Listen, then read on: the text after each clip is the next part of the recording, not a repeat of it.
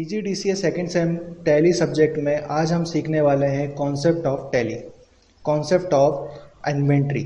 तो इन्वेंट्री का मीन्स होता है कुछ इन्वेंट करना, जो कि मुझे भी पता है और आपको भी पता है। इन्वेंट्री का मतलब यहाँ पर अगर आप टैली में देखेंगे तो इन्वेंट्री का मतलब होता है, इन्वेंट्री का मतलब यहाँ पर है कच्चे माल से, कच्चे माल या बिक्री के लिए उपलब्ध माल या फिर बिक्री के लिए तैयार हो रहे माल से है।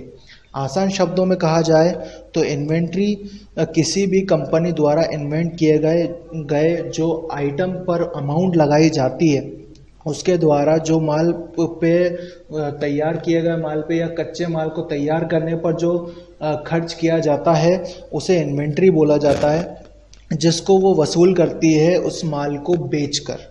ठीक है, किसी भी कंपनी की बैलेंस शीट में इन्वेंट्री को एसेट्स के साइड दिखाया जाता है, यानी कि बैलेंस शीट की साइड दिखाया जाता है। बैलेंस शीट में दो साइड्स होते हैं, एक साइड इन्वेंट्री एक साइड लाइब्रेरी और एक साइड होता है एसेट्स। ठीक है, एक साइड लाइब्रेरीज, एक साइड होता है एसेट्स। तो जो एसेट्स में करंट एसेट्स का साइड होता है उसके अंदर क्लोजिंग स्टॉक के नाम में जो क्लोजिंग स्टॉक के अंदर आपको जो दिखाई देता है वो इन्वेंट्री होता है। अब इन्वेंट्री होता क्या है उसको समझ लीजिए।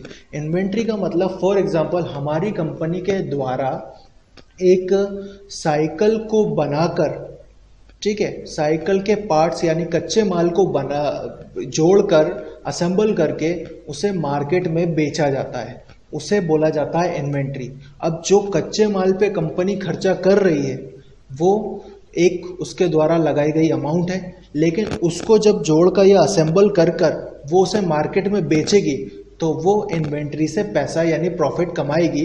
इसलिए इसे एसेट्स में करंट एसेट्स की साइड देखा जाता है। क्यों? क्योंकि इन्वेंट्री को भी एक करंट एसेट्स का हिस्सा माना जाता है, क्योंकि जो इन्वेंट्री होती है या कच्चा माल होता है वो पैसे के रूप में बदल जाता है।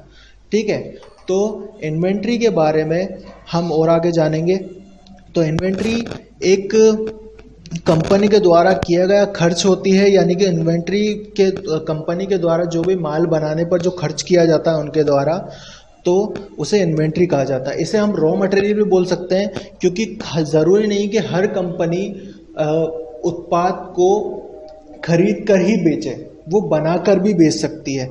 ठीक है, बनाकर बेचेगी तो उसे वर्क इन प्रोसेस भी करना पड़ेगा, यानी कच्चे माल को बनाने के बाद उस पर एक वर्क करना पड़ेगा, उस पर एक प्रोसेस करनी पड़ेगी, उसके बाद वो उसको बेच सकते हैं। कब? जब वो फिनिश गुड्स के रूप में तैयार हो जाएगा। इन्वेंट्री को हम गुड्स भी बोल सकते हैं, यानी कि कच्चा माल।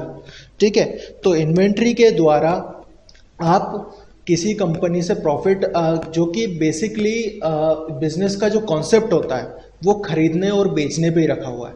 तो इन्वेंट्री के द्वारा आप कच्चे माल को बनाते हो या तो खरीदते हो और उस पर पैसा लगाकर उसे सेल कर देते हो। ठीक है, सेल करते हो तो सेल आप उसे प्रॉफिट के साथ करोगे। अगर आप प्रॉफिट के साथ या फिर पैसा बनाकर प्रॉफिट के साथ सेल करोगे तो ही वो एक स्टॉक कहलाता है या इन्वेंट्री कहलाता है।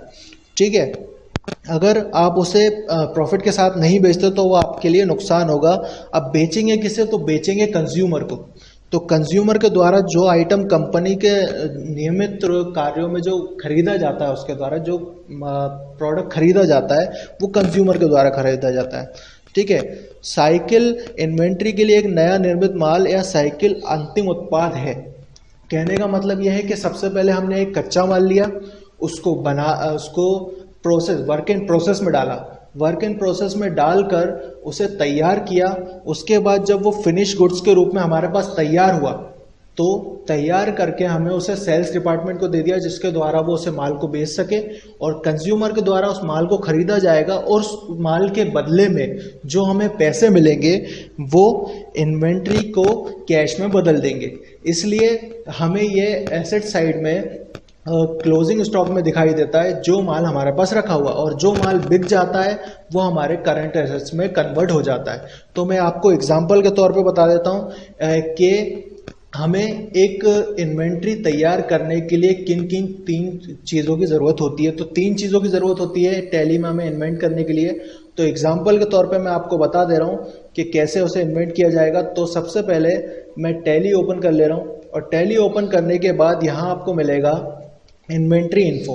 तो इन्वेंट्री इन्फो में जाएंगे आप, तो यहाँ पर आपको तीन चीज़ें देखने को मिलेंगी। स्टॉक ग्रुप, ठीक है, पहला मिलेगा आपको स्टॉक ग्रुप, दूसरा मिलेगा आपको स्टॉक आइटम, तीसरा मिलेगा यूनिट ऑफ मेजर। लेकिन सबसे पहले आपको बनाना है स्टॉक ग्रुप, और सेकंड नंबर पे बनाना है आपको यूनिट ऑफ मेजर, और थर्ड नंबर पे बनाना है आपको स्टॉक आइटम।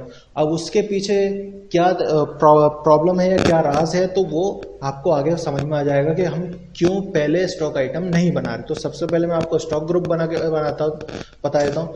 तो स्टॉक ग्रुप से हमारा आशय यह है कि स्टॉक ग्रुप क्या करता है, आइटम्स को कैटेगरी वाइज डिवाइड कर देता है। कहने का मतलब यह है कि जैसे जितने भी इलेक्ट्रॉनिक आइटम है, तो हमने उनका एक ग्रुप बना दिया इलेक्ट्रॉनिक आइटम, ठीक है। जितने भी फूड वाले आइटम है, हमने उनका एक ग्रुप बना दिया फूड आइटम, ठीक है।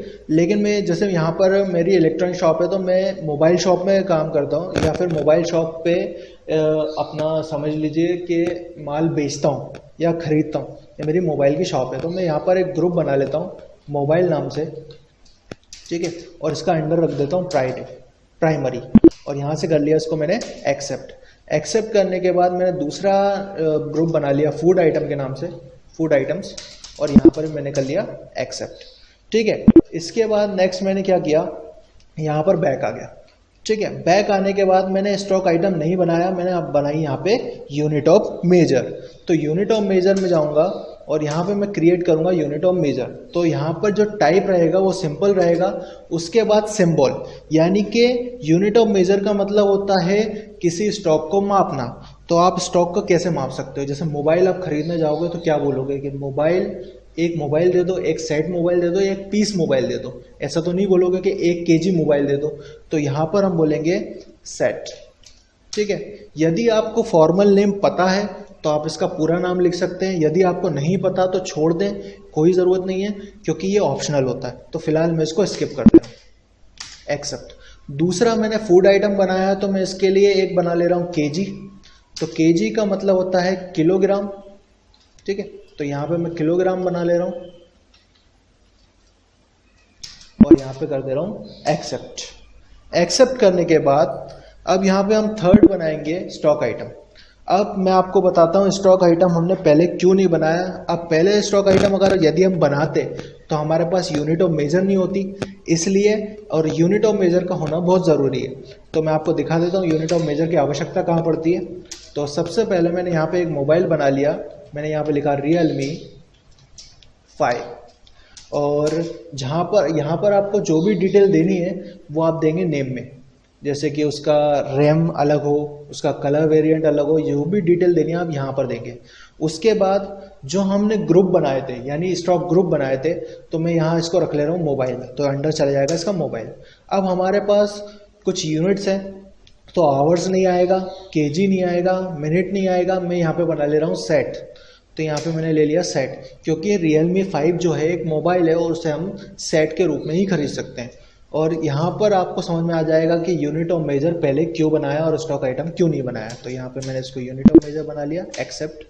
इसके बाद दूसरा मैंने बना लिया यहाँ पे बासमती राइस, ठीक है, और यहाँ पे ये चला जाएगा फूड आइटम्स में, और यहाँ पर इसको खरीदेंगे हम किलोग्राम में यानी केजी में। तो यहाँ मैंने केजी ले लिया और यहाँ पे कर लिया इसको एक्सेप्ट, ठीक है। तो अगर यदि आपको देखना है कि आपने क्या क्या प्रोडक्ट बनाया हुआ है या क्या क्या इन्वेंट्री आपने तैयार कर ली है, तो ये रहेगी, वो इस तरह से आपको दिखाई देगी। तो इन्वेंट्री का कॉन्सेप्ट यही था। यदि आप अभी के ज़माने में, जो अभी का टाइम आ गया है, तो सारे जो बिल्स हैं वो बन रहे हैं किस पर, अभी नेम ऑफ आइटम पे, यानी कंप्यूटर पे बनाए जाते हैं। तो आप टैली के द्वारा बिल तैयार कर सकते हो, इसलिए आपको इन्वेंट्री की आवश्यकता होती है, और इन्वेंट्री के साथ काम करके आप आसानी से एंट्रियाँ कर सकते हो और अपना हिसाब किताब रख सकते हो। आज की क्लास में इतना ही, ठीक है। फिर नेक्स्ट क्लास में अपन नेक्स्ट टॉपिक देखेंगे।